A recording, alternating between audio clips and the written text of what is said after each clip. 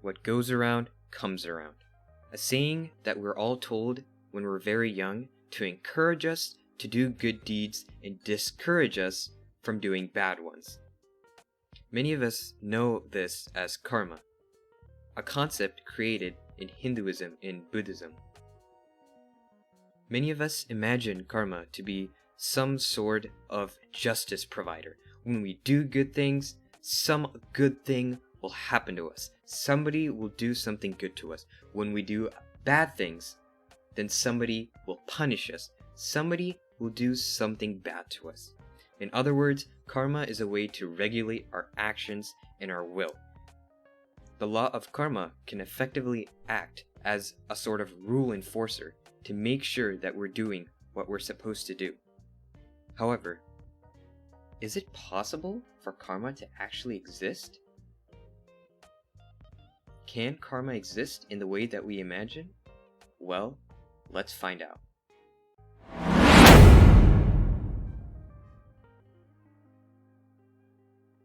Hello everybody, and welcome back to the Striking Talks channel, and I'm your host, The Striker. In this video, we're going to be debunking the saying what goes around comes around, and by extension, also debunking the law of karma.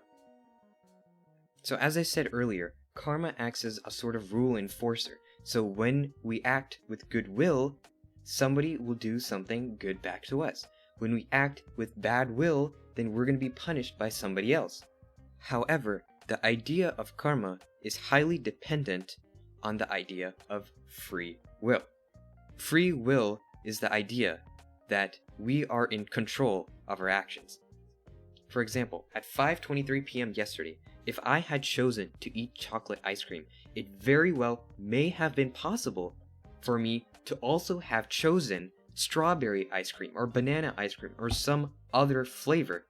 We were in control of our choice. So now that we've established how free will and karma works, we can now find the problem with this system.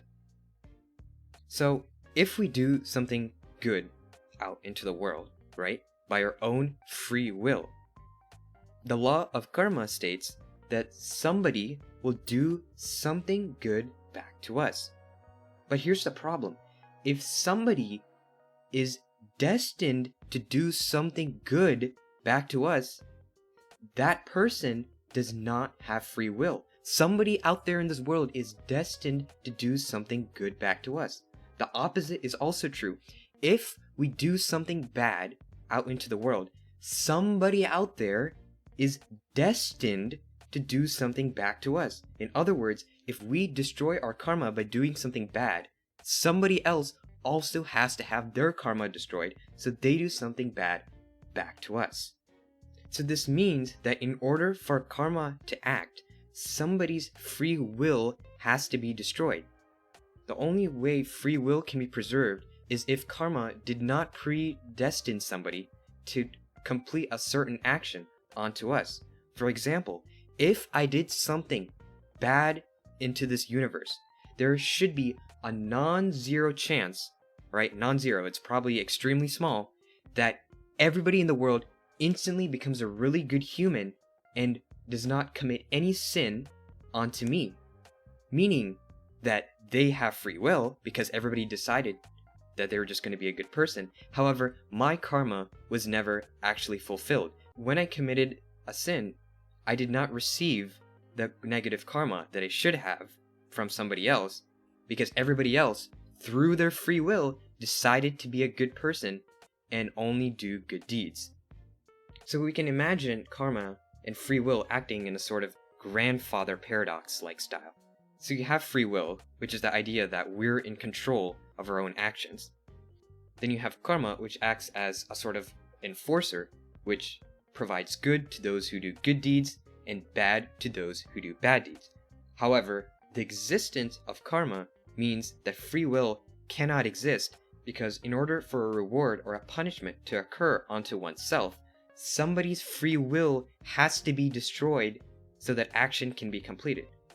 But if free will doesn't exist, then what's the point of karma? Karma is only useful in regulating our behavior in our will. But if we don't even have free will, what's the point of karma? But of course, if karma doesn't exist, it means that there's a chance that free will could exist, and it just loops around in a circle over and over and over again. And you see the problem with that saying. Now, if you imagine karma not to be a law enforcer of sorts, but more of just cause and effect, that is actually a more valid interpretation. Causes happen and causes have effects. It's simple as that. And it would also be consistent with the idea of no free will. Now, if we interpreted karma not as a law enforcer of sorts, but more as just cause and effect, that would actually be a more valid interpretation. Because remember, if free will is not real, and determinism is real, and all of our actions are actually determined and chosen beforehand due to the various causes and influences that act upon us, it wouldn't make sense for a justice arbitrator to be acting upon us. Because if we're not in control of our actions, what's the point in rewarding or punishing our actions? However, if you interpret karma as sort of just cause and effect, that's actually a more valid description.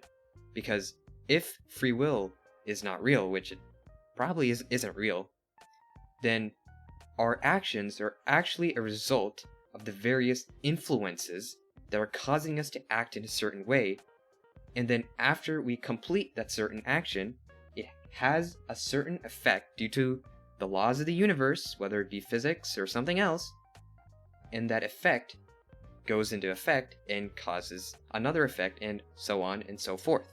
So, in the end, what you have to take away is that what goes around actually does not come around.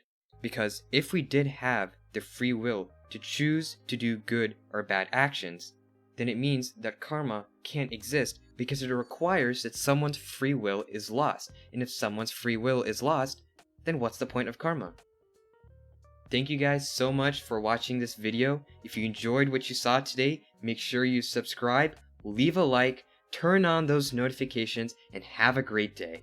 Peace out, folks.